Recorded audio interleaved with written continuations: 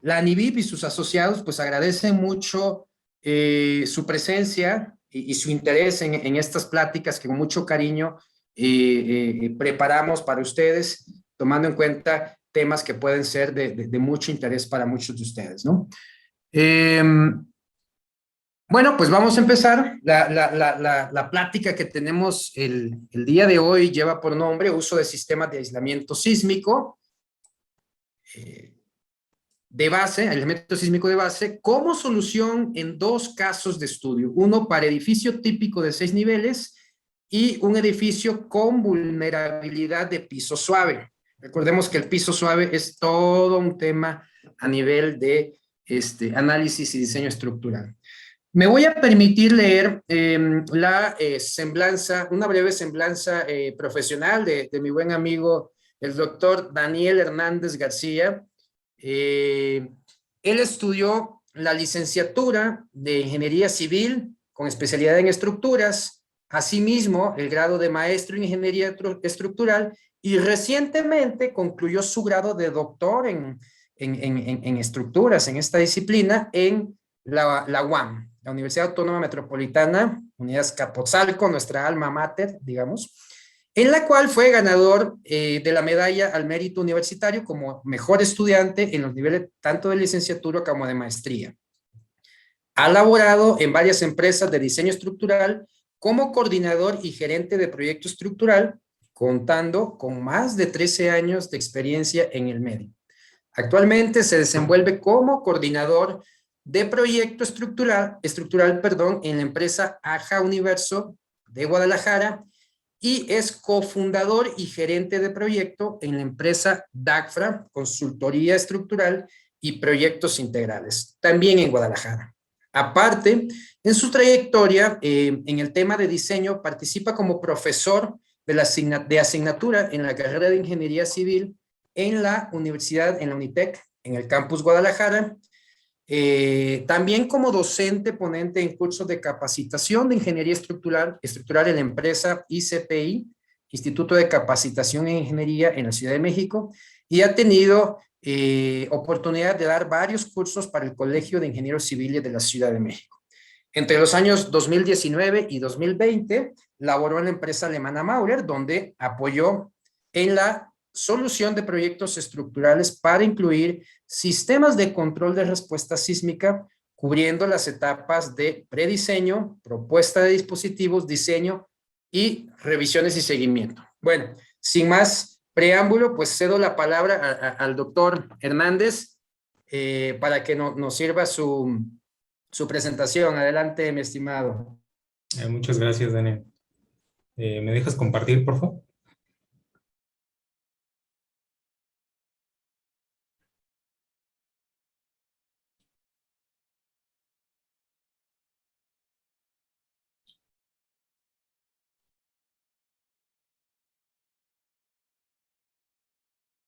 Listo, ya se ve, ¿verdad? Ya se ve. Adelante. Perfecto. Bueno, pues agradezco mucho al maestro Daniel Manzanares por la presentación, la introducción, amigo ya de bastantes años atrás. Y bueno, como ya mencionó, vamos a platicar hoy sobre el uso de sistemas. Deme un segundo, por favor.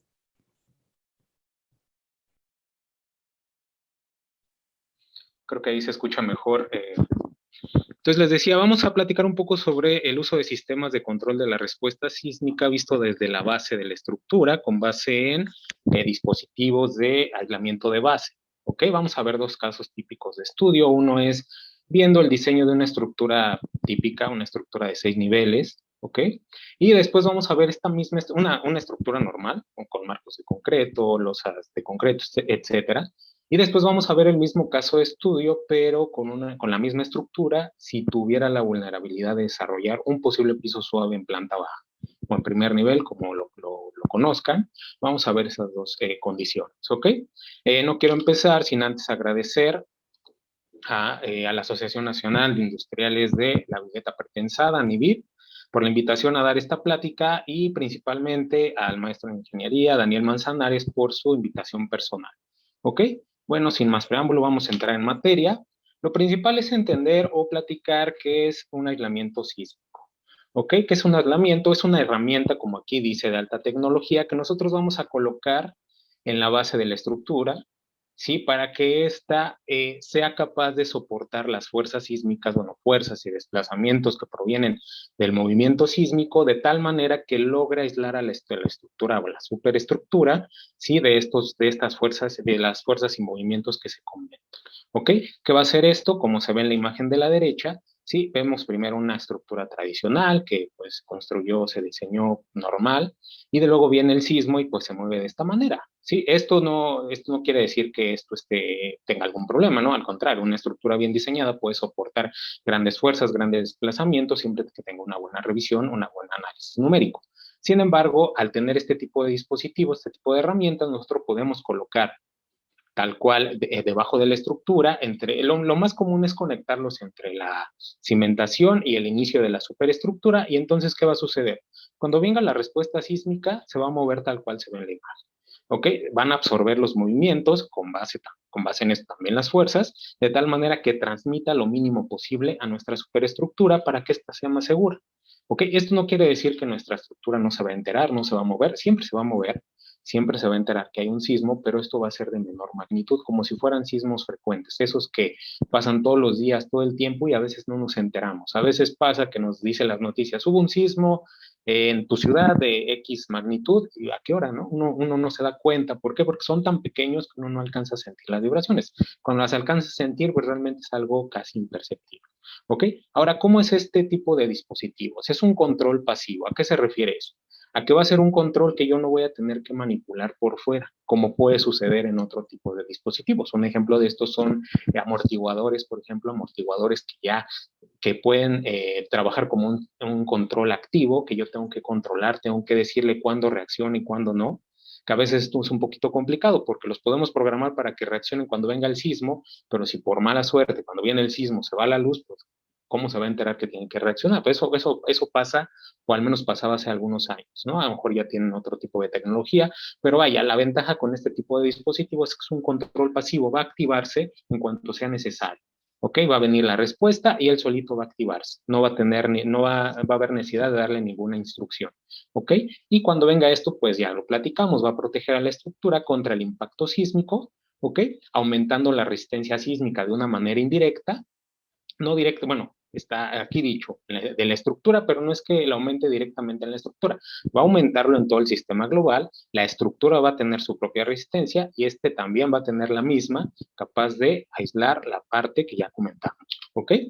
Ahora, existen muchos tipos de maneras de controlar la respuesta en la estructura. La normal, bueno, pues es por medio de un dimensionamiento, un reforzamiento, las estructuras tradicionales como las conocemos, ¿ok? Nosotros, si diseñamos, si revisamos, si analizamos bien numéricamente una estructura, lo podemos diseñar de tal manera que soporte los movimientos sísmicos. Esto es concentrarnos ahorita solamente en la parte sísmica, ¿ok? Ya sabemos que existen fuerzas de viento y fuerzas de distintas formas, dependiendo la zona donde uno esté acostumbrado a diseñar, bueno, van a ocurrir diferentes tipos de fuerzas, pero bueno, hablando aquí sísmicamente, sí, nosotros podemos diseñar bien una estructura que soporte estas fuerzas. Sin embargo, bueno, pues ya platicamos, hay distintos tipos de dispositivos, como son, por ejemplo, los amortiguadores hidráulicos, amortiguadores histeréticos, disipadores, o en este caso los que vamos a revisar nosotros van a ser tanto disipadores de base, disipadores friccionantes como sistemas elastoméricos. ¿Ok? Vamos a platicar ya después, bueno, más adelante, más concentrados en el tema, pero esos son los temas que nosotros a centrar. ¿Ok? Pero primero, pues cabe mencionar desde cuándo pues, existen este tipo de soluciones. ¿Ok? Hay digamos, dos muestras de este tipo de sistemas que datan de muchos años atrás, años atrás, pero no están completamente reportadas. En el libro de Metodología de Proyectos Sismorresistentes de Edificios basadas en balance energético de Hiroshi Akiyama, ¿sí? Él platica, es de Japón esta persona, él platica de los primeros de las primeras pruebas donde se utilizó este tipo de sistemas. Esto data de 1902 utilizando una propuesta de aislamiento de base por medio de elastómeros. Posiblemente eran elastómeros sencillos, ¿sí? Que no contaban con gran no sé cómo decirlo, tal vez con gran tecnología, ¿sí? Pero pues ya empezaban a aislar la base. Asimismo, aunque aquí no lo menciono, también en 1906 hay otra prueba de que ya se empezaba a aislar otra estructura, y esto fue un poquito más rudimentario. Colocaron un cajón de cimentación con una capa de arena blanda, ¿sí? De tal manera que encima de ella desplantaron la estructura y la arena hacía el efecto de aislamiento de base. Sí, digamos que esto es todavía algo no tecnológico, pero ya se empezaba a tener la idea de que, pues, si el movimiento viene del suelo, pues hay que encontrar la manera de separar esa respuesta lo más posible, pues, de nuestra superestructura, ¿sí? Ya hablando, digamos, temas más técnicos, en 1980, 1986, en Estados Unidos, perdón, en la SEWANG, Structural Engineers Association of Northern California, y en Japón, en la Architectural Institute of Japan, se presentan las recomendaciones de diseño de estructuras aisladas. Todavía no es algo reglamentado, pero ya se empiezan a dar algunas propuestas para generar números, para llegar a una estructura aislada, ¿sí? Es hasta 1990 donde ya se incluyen las primeras recomendaciones técnicas a un reglamento, en este caso al AASHTO, ¿sí? Que sabemos que es más de puentes, pero ya se empezaban a incluir estas recomendaciones. De hecho, las primeras propuestas que hicieron de aislamiento, digo, aparte de las que datan hace muchos años atrás, pues son principalmente para puentes. Los puentes sí tenían muchas propuestas de sistemas de aislamiento para controlar la respuesta, pues, en la calzada del mismo puente, ¿ok? Es hasta 1921 donde en el UBC, sí, ya se incorporan las recomendaciones que venían desde 1980 al 86, sí, las primeras propuestas técnicas, pero ya se incorporan como una parte reglamentaria, ¿ok? Después, en 1997, ya se incluyen en la parte del FEMA. Sí, que sabemos que el FEMA son unas, digamos, normas de emergencia, sí, para dar soluciones a algunos casos especiales, pero ya se empiezan a incluir algunas propuestas, sí, que hasta la fecha siguen para generar sistemas con aislamiento de base. En el caso de México, ¿qué tenemos? Bueno, hay bastante investigación en el tema, mucha que aún sigue corriendo, sí, pero digamos, las principales o las primeras que se han presentado en reglamentaciones, pues son del doctor Arturo Tena y colaboradores, ¿sí? Que han conducido diferentes diseños sísmicos para estructuras aisladas, ¿sí? Donde cuando se hizo su primera propuesta normativa es en 2002 y es hasta entre el 2008 y 2015 que ya se presentan en el Manual de Obras Civiles de CPE, de diseño por sismo, ¿sí? Estas recomendaciones para usar sistemas tanto friccionantes como elastómeros, ¿sí? Y de hecho vienen algunos ejemplos para incluir sistemas elastoméricos con corazón de plomo en estructuras, principalmente en estructuras, bueno, no principalmente, más bien vienen algunos ejemplos para incluirlos, por ejemplo, en estructuras de mampostería, ¿sí? Pero bueno, vienen ya ejemplos numéricos que nosotros podemos usar como base, ¿ok? Actualmente en las normas técnicas complementarias de diseño por sismo de la Ciudad de México, ¿sí? Se presenta un apartado en el cual tiene ciertas consideraciones para utilizar control de la respuesta sísmica, no solamente de aislamiento de base, sino de cualquier tipo de control, ¿sí? Pero llega hasta algunas recomendaciones, algunas consideraciones, pero no viene alguna propuesta numérica, pues, efectiva, ¿ok? Nos comenta que podemos tomar una propuesta que satisfaga siempre y cuando consideremos estas propuestas que dicen a la par, digamos, puntos a cumplir en esta parte, ¿ok? Entonces, si decimos que el Manual de Obras Civiles de la Comisión Federal de Electricidad para diseño por sismo ya tienen algunas de las propuestas, pues vamos a platicar qué es lo que ellos nos proponen. Primero tienen tres tipos de dispositivos principalmente, ¿ok? Tienen uno que es apoyo laminado de hule, que realmente es un apoyo elastomérico de alto amortiguamiento, un amortiguamiento que regularmente es del 15%, que ya es una respuesta bastante buena para incluir a nuestra estructura, ¿ok?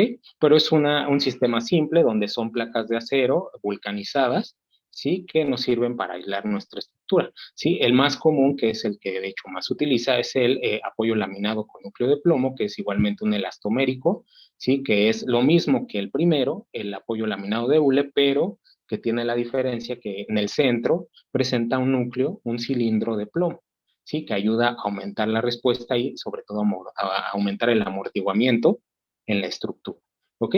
Y otros son los apoyos deslizantes, apoyos friccionantes, que esto es como de lo más común que se ha utilizado desde hace muchísimos años, como les comentaba, principalmente en puentes, ¿sí? Para aislar la respuesta que subía de la columna a las calzadas, ¿sí? Aislar la respuesta sísmica, esto es de lo más común, trabaja por medio de fricción, disipando energía de esa manera, ¿ok? Ahora, ¿qué es lo que nos dice? Podemos encontrar tres tipos digamos, formas de disipar la energía. Un caso muy sencillo, utilizamos un sistema que aporte rigidez y amortiguamientos lineales a nuestra estructura de tal modo que logre disipar la respuesta. ¿Ok? Después otro es un caso medio, ya nos metemos a algo un poquito más complicado, donde nuestros dispositivos ya van a tener un comportamiento no lineal, ¿sí? Pero representado con un modelo bilineal, es decir, va a ser algo que ya va a tener una mejor respuesta, pero lo vamos a representar de una forma sencilla con un sistema bilineal, ¿ok? Que es como de lo más común que se va a utilizar para representar este tipo de dispositivos. Ya si queremos ser un poco más rigurosos, bueno, pues podemos utilizar una respuesta de tal modo que representa un dispositivo con alto comportamiento no lineal. ¿Ok? Es decir, tal vez algún comportamiento degradante, algo más sofisticado, vamos a llamarle así. ¿Ok? Nosotros vamos a concentrarnos en un caso medio donde vamos a ver dispositivos con comportamientos no lineales, pero representado principalmente con modelos bilineales, que es una forma sencilla de representar este tipo de dispositivos. ¿Ok?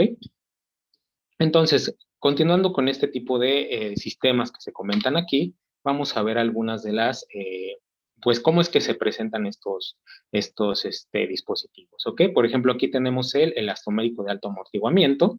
Como les comento, es un sistema que tiene hasta un amortiguamiento del 15%, que es bastante bueno. Nosotros comúnmente consideramos en una estructura un amortiguamiento del 5 al 7%, dependiendo el tipo del material, el tipo de material con el cual estemos estructurando. Bueno, pues un 15% nos dice que ya está disipando mucho más respuesta que lo que haría la estructura. Es decir, no es nada despreciable. ¿Ok? ¿Y cómo es que trabaja este? Bueno, tal cual como se ve aquí, les comentaba, son láminas de acero vulcanizadas, ¿sí? Con un elastómero, de tal modo que van una encima de otra, y al momento de moverse, bueno, pues son justamente las láminas como se ve en esta imagen, ¿sí? Que son las que concentran la mayor energía, es decir, es ahí donde se disipa la energía. Se ayudan los dos materiales, es decir, el acero aporta la fuerza y la rigidez, mientras que el elastómero aporta la flexibilidad para que éste se pueda mover. Ahora, una ventaja, en este caso estoy presentando algunos videos que me ha proporcionado la empresa Maurer, ¿sí? Donde presentan justamente los dispositivos que ellos trabajan, que pueden ser dispositivos bidireccionales, unidireccionales o simplemente para controlar un poco el asentamiento. Por ejemplo, ahorita estamos viendo un sistema unidireccional en el cual se tiene un tope antisísmico, vamos a llamarle así, el cual no permite el movimiento en esta dirección, pero en la otra pues tiene libre movimiento. Un desplazamiento obviamente controlado y uno bidireccional, pues sí, simplemente uno que podría moverse fácilmente en ambas direcciones, pero tiene algo importante, tiene un dispositivo que puede ayudar a controlar los asentamientos o los desplazamientos diferenciales que pudieran ocurrir en la estructura. Desplazamientos pequeños, no altos desplazamientos, ¿ok? Pero pues esto es una ventaja. No todos los dispositivos pueden dar esta respuesta. Entonces es una ventaja. Si nosotros a lo mejor no queremos controlar el desplazamiento en la estructura, sino nada más los asentamientos que genera el movimiento lateral, este es un dispositivo que se presta para ese tipo de soluciones, ¿ok? Otro, como ya les comentaba, es el friccionante. ¿Sí? Se le llama péndulos de fricción deslizantes o también un sistema SIP, ¿sí? Que sería un péndulo deslizante, ¿sí? Un aislador pendular deslizante. ¿Sí? Como vemos en la imagen de abajo, en el video de abajo más bien, pues vemos que es un dispositivo que se basa en el principio del péndulo. ¿Sí? Como se ve aquí en el video, se ve un péndulo oscilando y se ve la respuesta que se puede controlar con esa forma de moverse. ¿Ok? De tal modo que llegamos a un dispositivo en el cual pues vamos a tener un plato deslizante y un núcleo y estos van a tener un trabajo por fricción. ¿Ok? De tal modo que cuando venga la demanda sísmica, estos trabajen, se rompe esa fricción o más bien empieza a trabajar esa fricción, porque se rompe, pues simplemente se deslice y se pierde el dispositivo, ¿sí? Que trabaje con la fricción que tiene, es decir, que no deje desplazarlo más allá de lo que se tiene en el diseño, pero que absorba los desplazamientos que vienen de la demanda sísmica. Y otra ventaja, al igual que lo decíamos del elastómero de alto amortiguamiento, este también nos ayuda a soportar ciertos desplazamientos diferenciales, de tal modo que evitemos el mayor daño a la estructura. ¿Ok? Es decir, aunque existan estos desplazamientos diferenciales, Esto va a trabajar de tal manera que toda la estructura se pueda mover, no se concentre en un solo punto, tal desplazamiento, y así toda la estructura sea la que se incline. Asimismo, si tiene cierta concavidad, al momento de ir desplazándose, la estructura puede controlar esos asentamientos, porque al tener pues esta cara cóncava, pues va levantando o va bajando según como vaya viajando el plato deslizador. ¿Ok? Ahora, anteriormente este tipo de dispositivos de fricción pues trabajaban con lo que ya conocemos, que es el teflón, ¿ok? El teflón, que es un material que pues con el paso del tiempo se va desgastando, y esto lo vuelve un dispositivo que va a necesitar cierto mantenimiento, ¿ok? De tal modo que tengamos que controlar el desgaste que se pueda generar pues en los mismos platos, sobre todo en el plato que tenga la cara con el teflón. Sin embargo, ahora ya se tiene otro material que se llama MSM, que es Maurer Slating Material, ¿sí? El cual es una capa, ¿sí? De polietileno de 8 milímetros, tal cual como se ve en la imagen derecha, que es, digamos, como, bueno, ya nos dice aquí el tipo de material que es, pero ¿qué es la ventaja que tiene? Que este no se desgasta tan fácil. ¿Ok? Es un material más sencillo, pero bastante rígido, que resiste bastante fuerza a compresión, que nos permite tener bastante vida útil. ¿Cuánto? Bueno, pues en este caso la empresa Maurer propone que sus dispositivos tengan al menos una vida útil de 50 años, de ahí hacia arriba, lo que alcancen a durar, y esto todavía sin mantenimiento. ¿Sí? Aquí se hicieron algunas pruebas entre dos tipos de dispositivos, uno con teflón, como ya como les digo, como es lo más común que hemos visto, ¿sí? Donde sí es una prueba de deslizamiento cíclico por 10 kilómetros a una velocidad de 2 milímetros por segundo y teniendo una presión de 30 newtons por milímetro cuadrado encima de él. ¿Ok? Y ya se desgastó completamente el plato, ¿ok? Y después se hizo la misma prueba en este material, pero con una distancia de 50 kilómetros, una velocidad mayor de 15 milímetros por segundo, lo cual, digamos, genera que el calor sea mayor y por ende sea mayor la energía que se necesite disipar, ¿sí? Y también con una mayor compresión de 60 newtons por milímetro cuadrado. ¿Qué se encontró con esto? Como les digo, el teflón se encontró que se gastó completamente. Sí, para este caso ya habría que cambiar la capa de teflón en uno de los discos, mientras que en el caso del MSM, pues cómo se mide aquí el daño se va a medir por las grietas que se vayan formando, ¿ok? Las grietas que se puedan formar en el material, ¿sí? Entonces se encontró que después de este ensayo, se encontraron unas grietas, pero muy pequeñas, que todavía no le hacían candidato a cambiar el material, ni siquiera a un posible mantenimiento. Es decir, podría seguir trabajando el material, ¿sí? Y seguiría respondiendo bastante bien el dispositivo. ¿Ok? Esto es lo que se usa actualmente. Empresas tanto como Maurer como Mageva utilizan este material en sus platos deslizadores y así permiten una mayor vida útil en este tipo de dispositivos. ¿Ok? El último, bueno, no el último que existe, pero sí el último que vamos a comentar, ¿sí? Es el dispositivo que es un sistema elastomérico con núcleo de plomo. ¿Ok? Como les decía, es similar al primero que mostramos, son láminas de acero vulcanizadas, pero la diferencia es que ya tiene un cilindro de plomo en el centro. ¿Por qué le ponen esto? Bueno, primero, ayuda a disipar mayor energía, a aportar mayor amortiguamiento en la estructura, y algo que tiene el plomo es que se desplaza lateralmente, pero cuando regresa se puede reestructurar y puede volver a disipar la energía, pero hacia el otro sentido, y así sucesivamente. Es decir, es un material que aguanta muchos ciclos de trabajo sin un mayor desgaste. ¿Ok?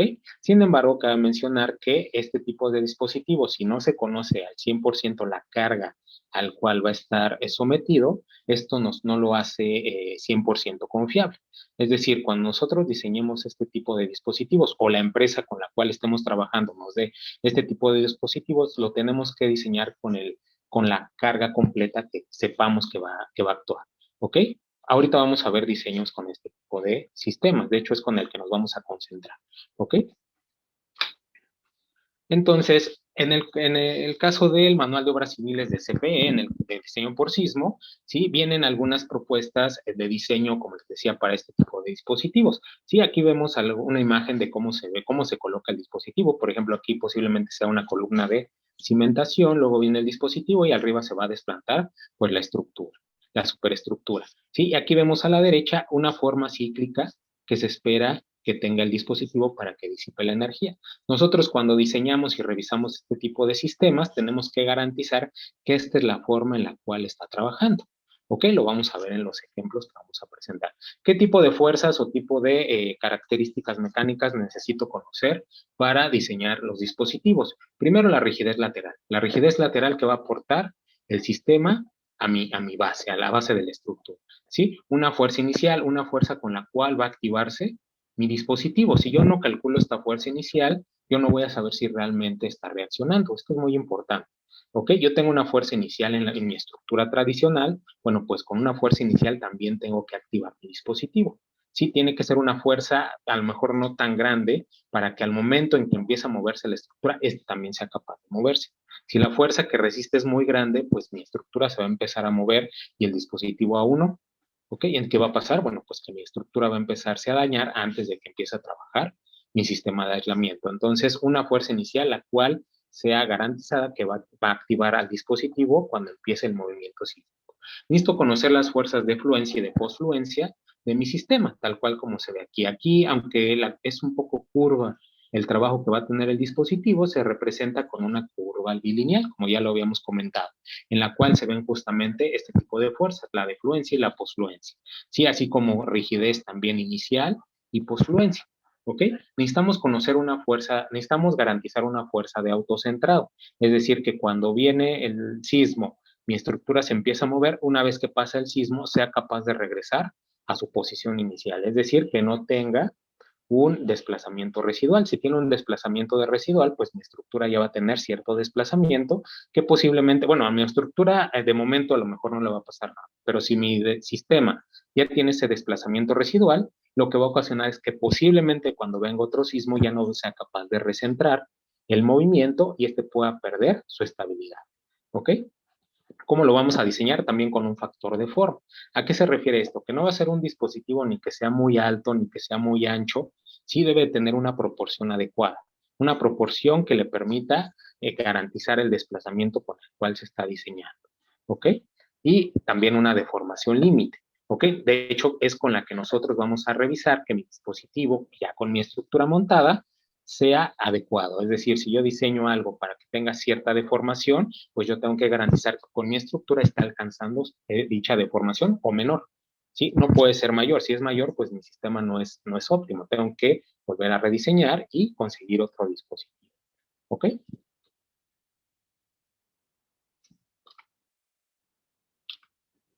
Sí, ahora, ¿cómo es que nosotros podemos ver la diferencia inicial entre este tipo de sistemas y un diseño tradicional?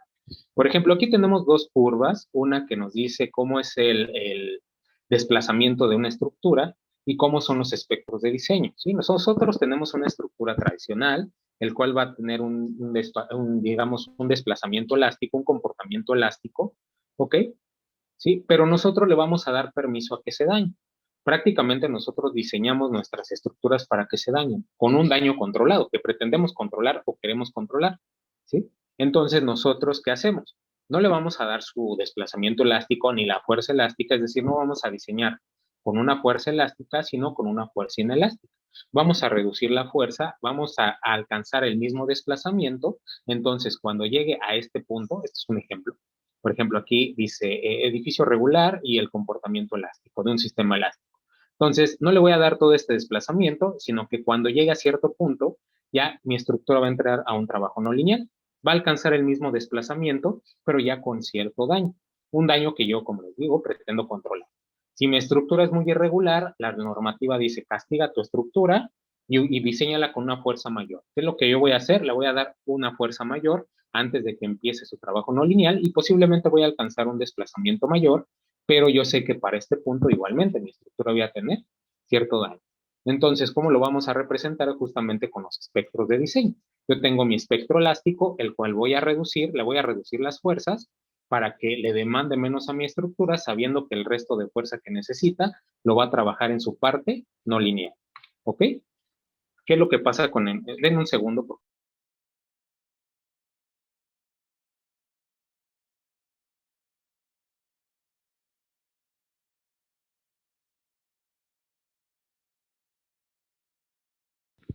Una disculpa, es que empezó a llover aquí algo fuerte y creo que se oía, bueno, no me dejaba escuchar bien la lluvia.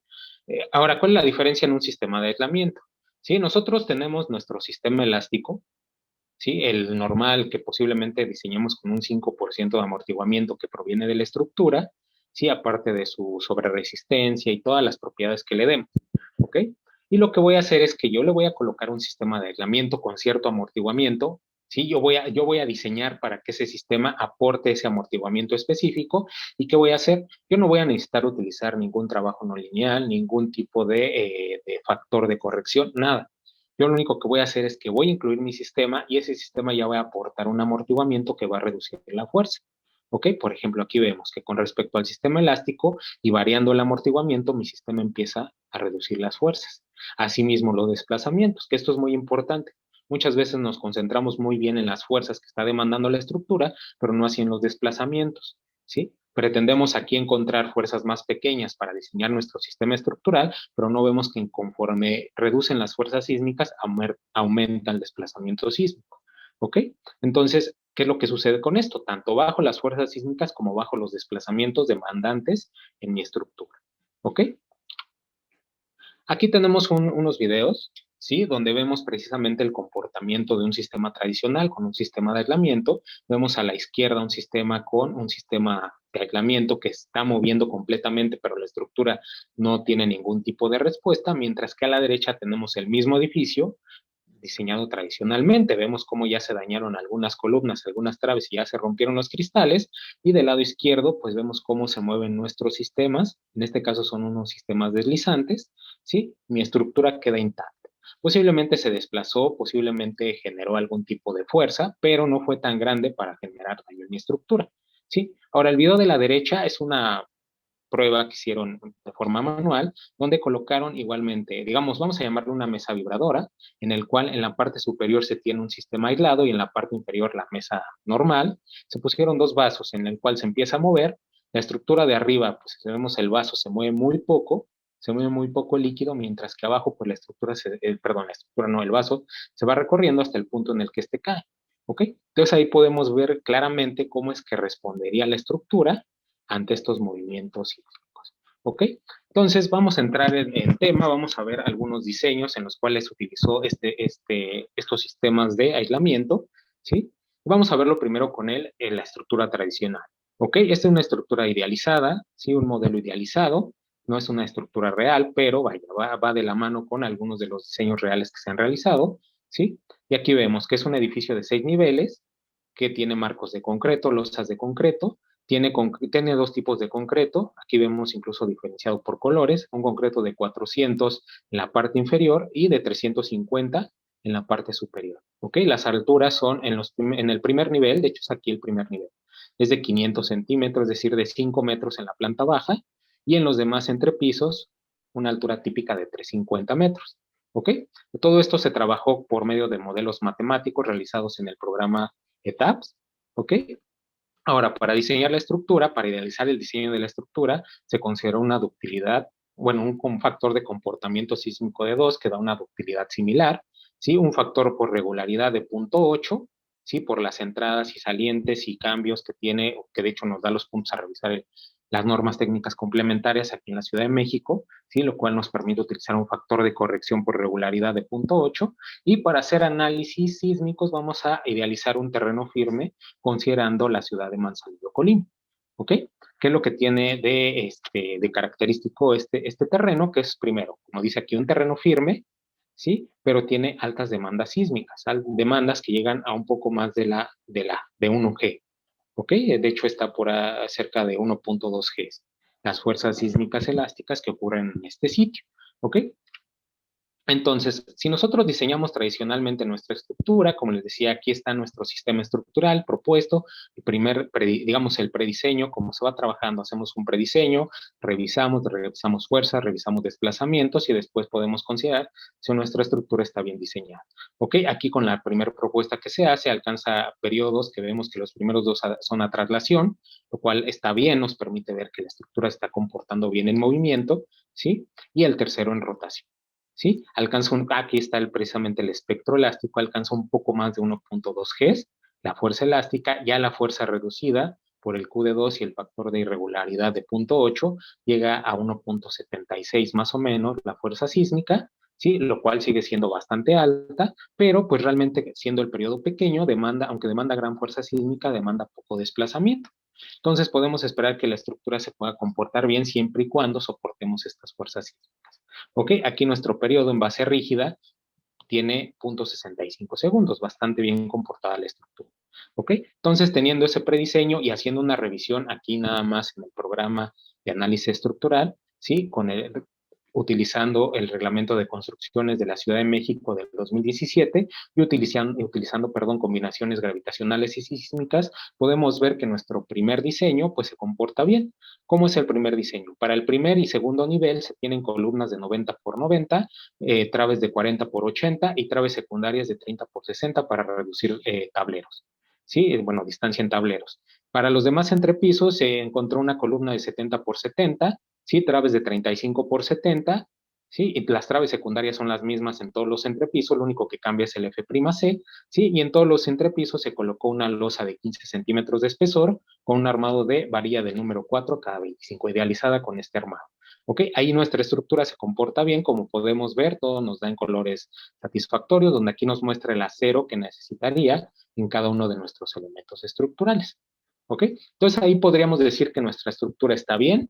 Obviamente hay que hacer revisiones como son desplazamientos y distorsiones, ¿sí? Aquí tenemos, por ejemplo, los desplazamientos relativos al desplazamiento global de nuestra estructura. Vemos que los mayores desplazamientos se presentan en dirección X y comparamos las distorsiones. Sí, para este tipo de sistemas estructurales que son marcos de concreto con flexibilidad delimitada, la normativa nos dice que no tenemos que rebasar una distorsión de 1.5%. Sí, siendo nuestra distorsión permisible, nosotros alcanzamos distorsiones un poquito arriba del 1%. Es decir, estamos muy alejados de la respuesta máxima. ¿Ok? Entonces podemos decir que nuestra estructura se está comportando bien. Puede ser un poco robusta, a lo mejor los elementos están un poco gruesos, ¿sí? Sobre todo viendo que nuestra planta no es tan grande, ¿sí? Tenemos aquí claros de 7.5, 5 y 7.5 en X, 7, 5 y 7 en Y. Es decir, una estructura bastante pequeña, podría verse nuestra estructura un poco robusta por los elementos estructurales que están utilizando, pero vemos que nos da una respuesta adecuada. ¿Ok? Ahora, cabe mencionar que no solamente hay que revisar por el sismo de diseño, también hay que revisar para sismos frecuentes. Sí, en este sentido, tanto la norma técnica complementaria de diseño por sismo como el manual de obras civiles nos dicen cómo hacer esta revisión. De hecho, nosotros lo que tenemos que hacer es reducir nuestro espectro elástico por cierta magnitud, si cambia dependiendo del reglamento, y con base en en ese espectro resultante, el cual vemos aquí en color verde, es con el cual vamos a revisar que la estructura también se comporte bien ante sismos frecuentes. ¿Sí? ¿Qué es lo que nos limita? Bueno, nos dice, tú vas a revisar por sismos frecuentes, que también le llaman revisión contra elementos no estructurales, es decir, para evitar daños en elementos no estructurales, te voy a limitar a una distorsión máxima de 0.202 para elementos que no tengan muros y para 0.204 para elementos que tengan muros en su respuesta, bueno, para resistir la respuesta sísmica. En este caso no tenemos muros, entonces nuestra respuesta máxima sería de 0.202. ¿Ok? Entonces vemos que ante ese sismo frecuente nuestra estructura también se comporta bien. Entonces no esperaríamos un daño ante elementos no estructurales. ¿Ok? Entonces, con esto podemos garantizar que nuestra estructura está bien diseñada, como les digo, puede verse un poco robusta, podría buscarse otro tipo de solución para bajar los elementos estructurales, pero siendo un diseño tradicional, podríamos decir que está bastante bien, está bastante óptimo. ¿Ok?